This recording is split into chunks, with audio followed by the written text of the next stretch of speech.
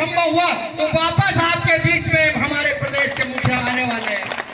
और सौभाग्य से जिस व्यक्ति को आपने वोट दिया उस व्यक्ति को मोहन यादव जी ने अपनी सरकार में मंत्री बना लिया।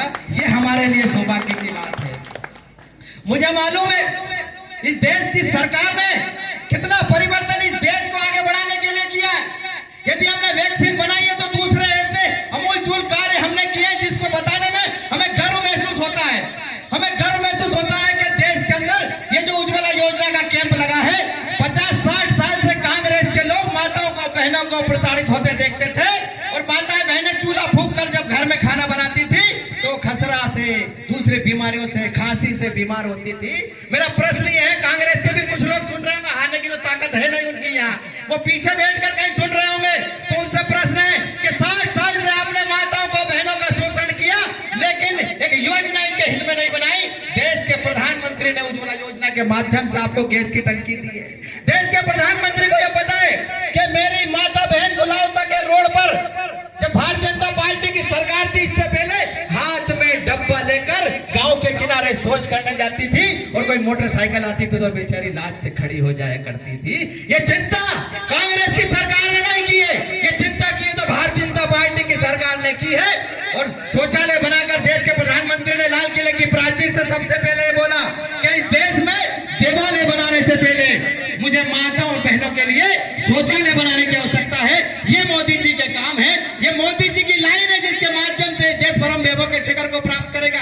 अरे हमने हमारी पिछली सरकार अटल बिहारी वाजपेयी जी की सरकार में हमने जो निर्णय लिया वो निर्णय इतना प्रभावी निर्णय था कि हमारे परिवार के व्यक्ति जब सेना में जाता था तो हमारे परिवार के व्यक्ति के यदि वहां एक दुर्घटना में वो शहीद हो जाता था तो केवल उसके कपड़े इस देश की सरकार उस परिवार के घर तक भेजती थी। अरे कल्पना करो, एक मां ने अपने बेटे को देश की सीमा पर भेजा और अंतिम समय में वो मां उस बेटे का मुंह नहीं देख पाती थी। एक बहन ने अपने भाई को देश की सीमा पर भेजा, वो बहन की राखी बांधने के लिए वो बहन वंचित हो गई। एक पिता अपने कलेजे के टुकड़े को देश की सीमा पर भेजता था लेकिन जब वापस वो उसकी वर्दी देखता था तो सरकारों को कोसता था कि ये कैसी सरकार है, अंतिम समय में भी मैंने जो जीवित पुत्र भेजा था उसका शव तक मेरे तक नहीं पहुंचा पाए।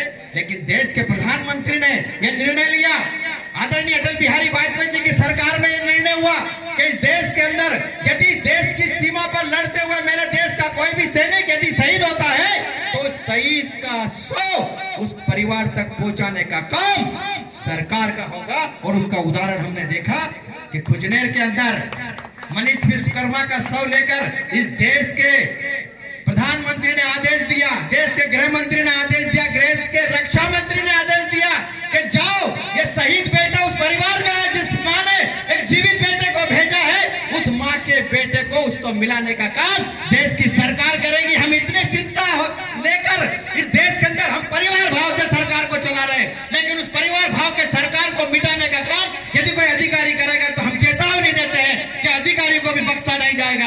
हमारे पास राजगढ़ जिले में 2 मंत्री और मुख्यमंत्री हमारे जिले का प्रभारी मंत्री है, कैसे नहीं सुनवाई होगी हम बताएंगे आपको।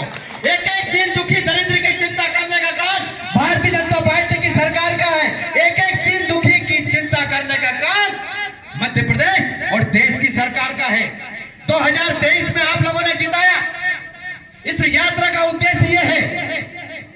2023 तो निकल गया और मध्य प्रदेश हम जीत गए लेकिन इस देश की चिंता कौन करेगा। 2024 हमारे सामने, हम पश्चिम बंगाल को देखें, हम जम्मू कश्मीर को देखें। आज भारतीय जनता पार्टी का कार्यकर्ता सामने अगर ये गले में भगवा दुपट्टा डालकर बैठा है तो पश्चिम बंगाल में जाकर देखो, भगवा दुपट्टा डालकर जाने वाले कार्यकर्ताओं की हत्या हो जाती है। जम्मू कश्मीर में जाकर देखो, हमारी माताओं की बहनों की इज्जत से खिलवाड़ करती थी ये कांग्रेस की सरकार और उनकी ताकत से चलने वाली वहां की लोकल सरकार है। लेकिन हमारे गृह मंत्री, हमारे रक्षा मंत्री और हमारे प्रधानमंत्री ने यह तय किया कि इस देश के अंदर अटक से कटक और कश्मीर से कन्याकुमारी तक केवल भारत मां की जय बोलने वाली सरकार रहेगी। इसलिए आज गुलावता में भी हम ये कहने आए कि 2024 ज्यादा दूर नहीं है। 2024 में जिस प्रकार से आपने देश में आशीर्वाद दिया